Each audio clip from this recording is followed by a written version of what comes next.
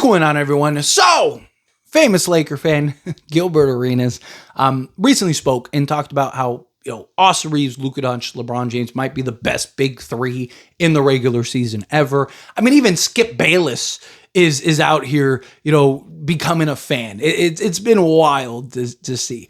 And, it's funny. I talked about this in the offseason, right? Like, watch how quickly we go from Lakers are trash and garbage to all their super team, right? They got the best big three of basketball, all that stuff. I said, give it 10, 15 games, at most 20 games, and that'll be the narrative in the conversation, right? And we're starting to hear, Lakers best big three ever. Oh my God, super team. People I see Twitter threads where Lakers are a super team, blah, blah, blah. Then people will be like, you talking about how the Lakers are trash. I love it, right? Let them all cry, as long as the Lakers keep winning, right? But big question is, and what I want to talk about, and of course I want to hear your thoughts and opinions down in the comments, is are the Lakers really a, big three? Are they the best big three, but also are they comparable to some of the all-time great big threes? Now, Gilbert Arenas said regular season, which, you could argue, if I really wanted to make an argument for are they the best big three in the regular season? Sure, maybe you could, but I wouldn't go that far, right? There's been a lot of just really good big threes. A lot of teams that, you have Laker teams that have gone on 33 game win streaks. Miami went on a 23 game win streak, with LeBron, Wade, and Bosh, stuff like that. Also, we haven't had this huge sample size with those three, even dating back to last year. Again, I get the idea. Now, I do think it's fair if you wanted to say, which kind of, surprised I'm saying this, but kind of closer to what Skip Bayless said, which is the IQ, right? I think there is an argument to be made that as far as offensive engines go, and as far as IQ on ball goes, this might be the best big three ever in that regard, right?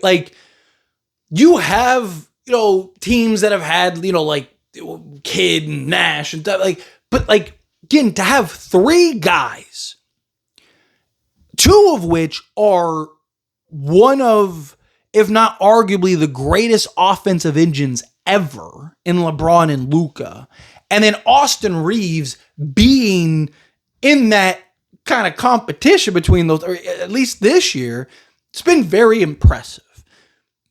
The fit, I don't think, is as seamless. Again, you think of Paul Pierce, KG, Ray Allen, those three fit. You think of, even LeBron, Wade, and Bosh, little clunky at times, especially that first year. They had some trial and error, figure some stuff out. I think, LeBron and AD were the perfect complement, but they never really had that clear-cut third guy. They tried to do that with Russell Westbrook, stuff like that. Obviously that didn't work out. But, even Kyrie, LeBron, and K-Love, I think there was good fits there. Obviously Steph, Clay, Draymond, right? There's a lot of just historic big threes that have just been, ridiculous and have done insane things and went on insane runs, stuff like that. And yes, you got to be able to separate the three from the team, right? Because, I think there's several factors that go into when you're talking about who's the best big three or whatever, right? Fit is an important thing, right? Overall, talent overall, Wade, Bosh, and LeBron, talent wise, they were, top 5 players at each of their position. Even better than that, right? Ray Allen, Paul Pierce, and KG, right? They came in at that time, the top guys at their positions. All of these, there's been threes that have had more front end talent, but that doesn't necessarily mean that they've, fit as well. Again, the playmaking and engine. I think it's fair to say that the Lakers' big three of Luka, LeBron, and Austin Reaves is the best IQ offensive engine ever.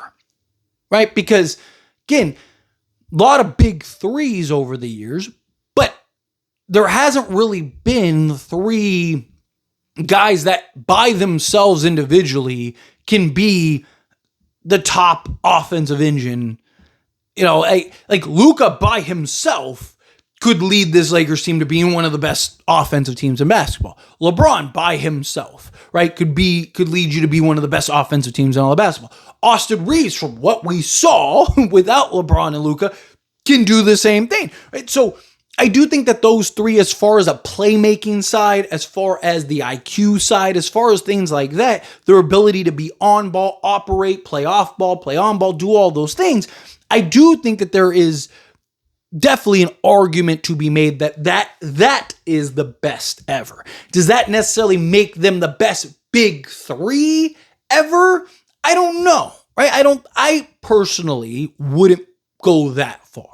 I wouldn't say that Luka, Austin Reaves, and LeBron James would go that far. Now, if they go on, a 30-game win streak or something like that, and and just kind of run through the league, and we end up, OKC's pretty good. So, we could do that and still not have the one seed. But say, we're the second best team overall behind OKC and all that stuff, and this team's just cooking, right? Like, again, like then maybe the conversation changes a little bit, but I also, like Gilbert Arenas said, regular season big three, but even in the regular season, again, there have been big threes that have won a ton. Even Parker Ginobili and Tim Duncan, they were winning 60 plus games every year, right? Like, so I don't think I could even say that they're the best big three in the regular season.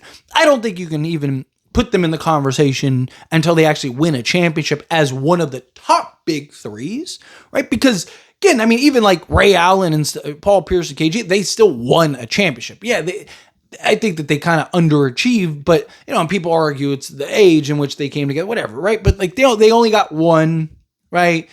Kyrie Love and Kyrie Love and LeBron only got one.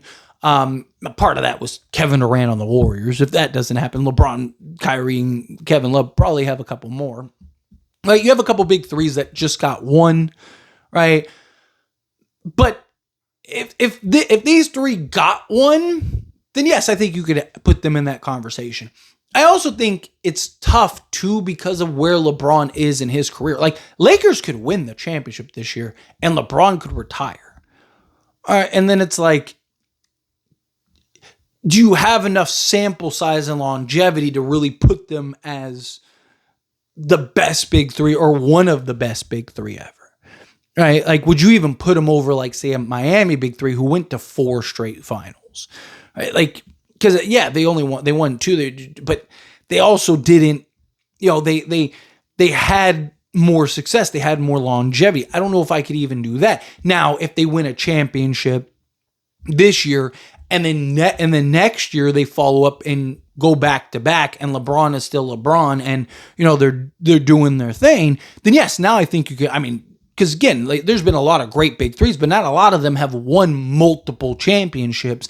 And now I think you could go like, hey man, like, look, they won back to their first team to win back to back since KD and the Warriors, right? Like that's huge. So again, I think it depends on what happens between now and really next this offseason coming up, but the following offseason, right? Like if Lakers have 2 NBA championships at that point, then yeah, I think we can start having that conversation, right? Especially if Luka, Austin Reaves, LeBron James, like if Austin Reaves can continue to play to a high level, get to the playoffs, because it's the other thing, playoff time, right? We need to see Austin Reaves be able to play to the level come playoff time. Right? I think that there's a lot of factors to say that.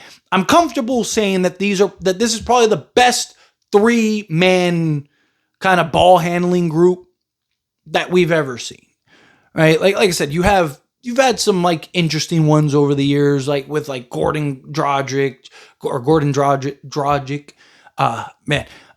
Steve Nash, and what was it, Isaiah Thomas, right? Like you've had teams like Suns have had a couple different variations of that. Dallas, I think, had like a iteration of it. Like, but to have 3 guys that not only can make plays at a high level, but again, be that offensive engine. 3 guys that could probably go get you, 28, 8, and 8. Like, I don't think, Is there another team that's ever had that could, again, be to that offensive engine level? Right? Like, teams have had, you've had guys that, you have 3 guys that go get you 30 a night, sure.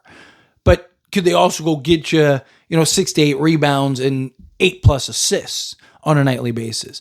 And also be the driving force in the offensive engine at any point. It's why I thought the Lakers would be the best offense in all of basketball. Because you have 3 guys that by themselves could probably be a top 5 to 10 offense.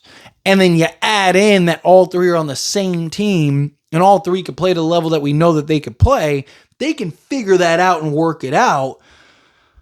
Good luck, everybody else, right? Like, it's just, that's the key, is can those 3 figure it out to the level we need, right? Like, again, that really won't be known until the playoffs, right? Can Austin Reaves still maintain Luka Doncic, LeBron James? Can those 3 kind of figure it out to the level in which can be a championship contending team? I made a video about it earlier, like that. I think these 3 have championship, this big 3 has championship potential, right? But I mean, can you even put them right now over SGA, J-Dub, and Chet Holmgren?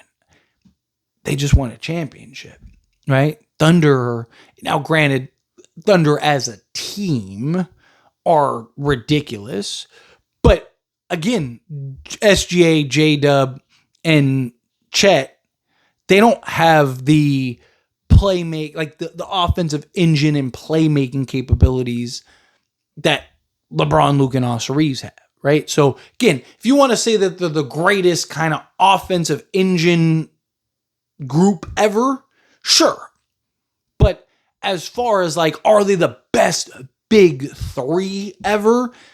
I don't know if I can go that far, personally. But as always, this is a discussion. I pass the question to you. Let me know your thoughts and opinions down in the comments. That being said, if you haven't liked this video, hit that like button. Also not, so we enjoy these types of videos, and I truly appreciate it. Not subscribe to the channel, hit that subscribe button, turn on the bell notifications. Appreciate y'all. See you in the next one. Thank you.